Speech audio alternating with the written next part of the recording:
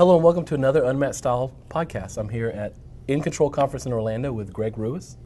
Greg, thanks for being here. Hey, my pleasure. Cool. So tell us a little bit first about what you do and who you work for.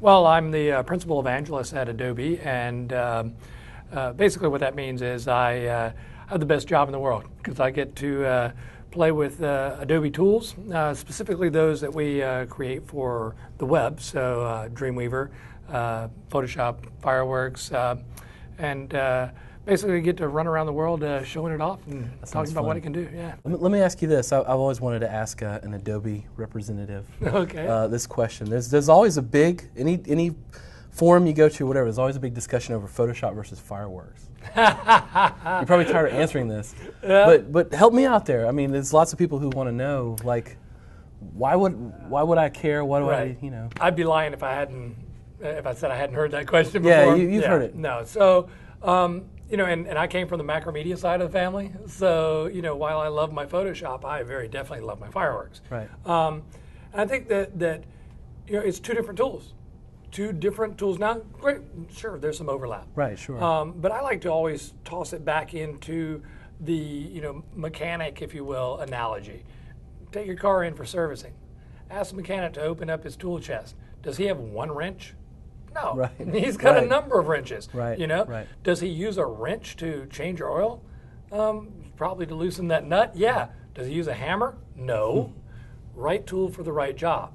So, you know, Fireworks, from the day it was born, was built for doing image work, if you will, image optimization, among other things, and then evolved into doing image layout, or you know, layouts in general, you know, for the web. Photoshop came out at it from a completely different angle. Photoshop was not born for the web. In fact, Photoshop was born long before the web even was a thought, let alone something that we would establish an entire industry around. So the features and functionality that are web specific to Photoshop sort of came in, you know, along the way. Photoshop was never going to be the layout program. Right. That wasn't what it was intended to do. In fact, I like to make jokes with some of my Photoshop friends and say, yeah, you know, would you design a web page in Excel? You know, we laugh and say, no, of course not. Really? How long did you build in tables? Right. It's just a spreadsheet, you know.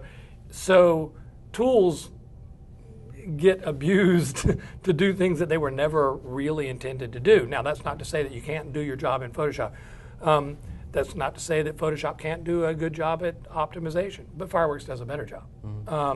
And a lot of the things that, you know, it's funny, a Photoshop user thinks, oh, well, you know, I have no need for Fireworks. But a Fireworks user will never tell you, I have no need for Photoshop. So it's one of those weird sort of things. Right. You know, a Fireworks user understands there is a place for both tools. So, you know, hopefully through my travels and talking with people around the world, hopefully we're getting those Photoshop users to start taking another look for those web-specific features, if you will, or jobs, you know, that they need to be doing. That's cool. Speaking of using these apps to do other things like that, what about support for Canvas? I know Illustrator is supporting that. What's sort of like, what are we looking at with Illustrator coming down the pipe? Well, you know, the teams across the board, not just Illustrator, but you know, Dreamweaver, Flash, Fireworks, you know, across the board, Adobe is looking at HTML5.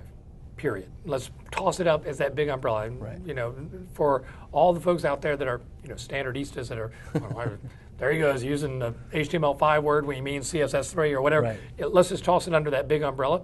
We're looking at, you know, what do we need to do to evolve our tools with the evolving industry? So, you know, that can be HTML5, that can be CSS3, or any of the peripheral types of technologies that go along with that. Specific to Illustrator, you know, the team did a great job bringing out the HTML5 pack to just sort of get an idea of, test the waters. Is this something we want to pursue? Is this something that people like? It's met with some great response. As we move forward, we're all looking across the board to say, okay, where are the holes? Where are the pieces that we need to fill in the puzzle to give web professionals, an end-to-end workflow that remains, with an Adobe logo on it, if you will, across the board. So, you're going to see some great things.